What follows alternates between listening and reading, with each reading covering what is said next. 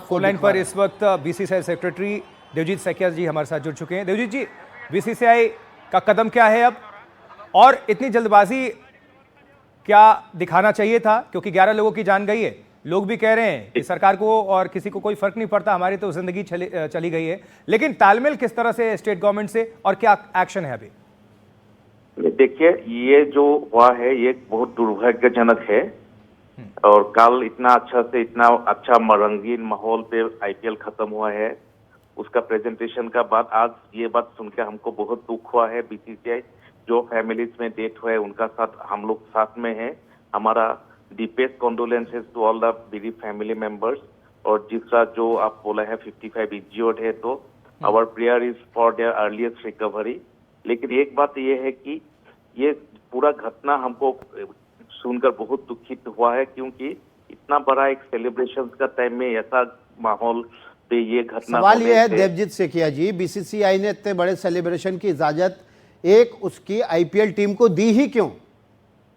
आप ये पूरा गलत सवाल मुझे पूछ रहा है।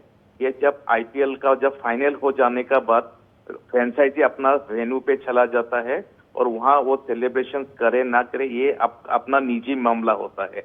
जब वो लोग प्लान कर रहा है, लास्ट ईयर केकेआर भी प्लान कलकत्ता में सेलिब्रेशन किया था, इस बार आरसीबी में सेलिब्रेशन किया है। वहां पर वो अपना होम ग्राउंड पे, होम वेन्यू पे जाके क्या करे ना करे ये अपना प्राइवेट अफेयर्स है।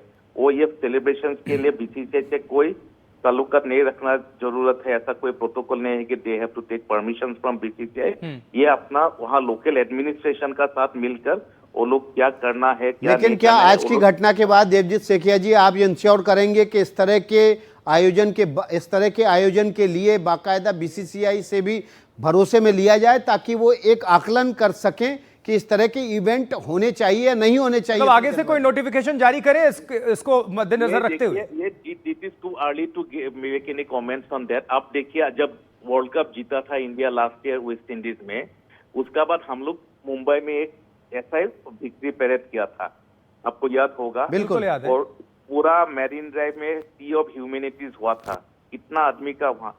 बट बीसीसीआई वहाँ का लोकल जो मुंबई क्रिकेट एसोसिएशन है और मुंबई का जो डिस्ट्रिक्ट एडमिनिस्ट्रेशन है, वहाँ का police, fire brigade, disaster management, सारे अथॉरिटीज का साथ प्लानिंग कर ये इवेंट किया था। आज बेंगलोर में क्या हुआ नहीं हुआ उसका बारे में बीसीसीआई को अभी तक कोई जानकारी नहीं है, और उनका अभी तक जो प्रोटोकॉल है उस पर कोई परमिशन या इंफॉर्मेशन देने का भी जरूरत नहीं है। लेकिन आप जो बोल रहे हैं कि फ्यूचर क्या हो सकता है, definitely will take a lesson from this unfortunate incident.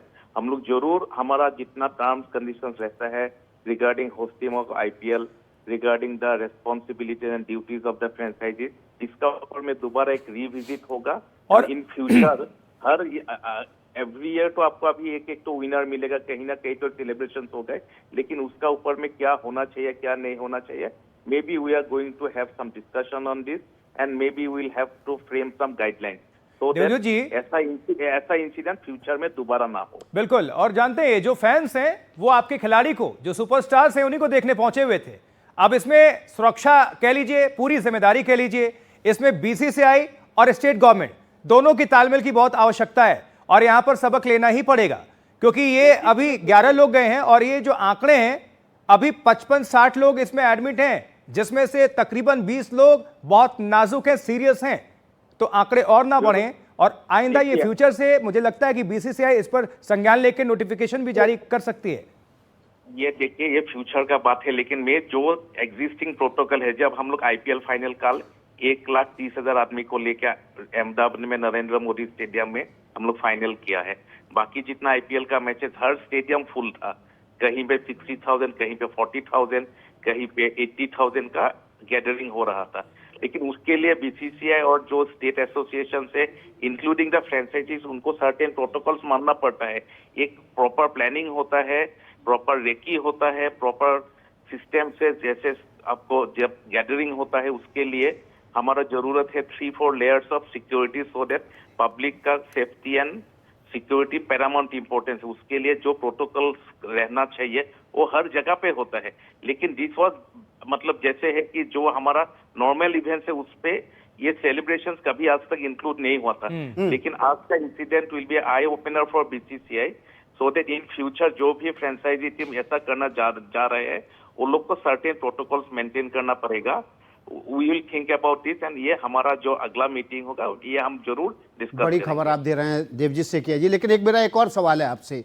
आपकी भले ही जिम्मेदारी नहीं हो, लेकिन एक नैतिकता होती है। बीसीसीआई आईपीएल को ऑर्गेनाइज करता है, बीसीसीआई की ये टीम थी आरसीबी, उसको मान्यता थी, उसकी वजह से ये एक हादसा हुआ है। क्या बीसीसीआई घायलों को और मृतकों को अपनी तरफ से कोई मुआवजा देगी, कोई सहायता? ये it is too early to make a comment. Definitely हम लोग जो करना है वो उसका बारे में विल थिंक अबाउट इट, इसका ऊपर में जरूर है। लेकिन ये जो आज इवेंट हुआ है इसका सबसे बड़ा रेस्पॉन्सिबिलिटीज है डिस्ट्रिक्ट एडमिनिस्ट्रेशन, बेंगलोर का जो पुलिस अथॉरिटीज है, वहाँ का जो लॉ एंड ऑर्डर सिचुएशंस का अथॉरिटीज है, वो लोग का इसका बारे में सारी चीज करना चाहिए था। और जो ऑर्गेनाइजर्स है they should have a proper coordination with all this law enforcing agency. तो इतनी जल्दबाजी क्यों, जल्दबाजी क्यों हुई देवजीत जी? ये प्रश्न आप बीसीसीआई को गलत पूछ रहे हैं। लेकिन क्या बीसीसीआई अगली बैठक में, जैसे आप बोल रहे हैं कि इस तरह की फ्रेंचाइजीज को हम आगे के लिए गाइडलाइन बनाएंगे अगली बैठक में, क्या अगली बैठक में आप ये पीड़ितों के लिए कुछ मुआवजे पर विचार करेंगे? ये चीज हम लोग जरूर, आप जो बोल रहा है ये this is a very good suggestion, हम लोग जरूर ये प्रॉपर टाइम पे इसका ऊपर में कुछ डेफिनेटली निर्णय लेंगे। लेकिन सबसे बड़ा बात है ऐसा गैदरिंग का पहले जो प्रोटोकॉल्स मेंटेन करना है, जो प्रिपरेशन होना चाहिए वो सही तरीका से होना है। इसका ऊपर हम लोग जरूर प्रॉपर इम्पोर्टेंस देंगे, प्रॉपर गाइडलाइंस फ्रेम करने के लिए कोशिश करेंगे ताकि फ्यूचर में ऐसा दोबारा घटना ना हो। बिल्कुल देवजीत जी, बहुत बहुत शुक्रिया एनडीटीवी से जुड़ने के लिए।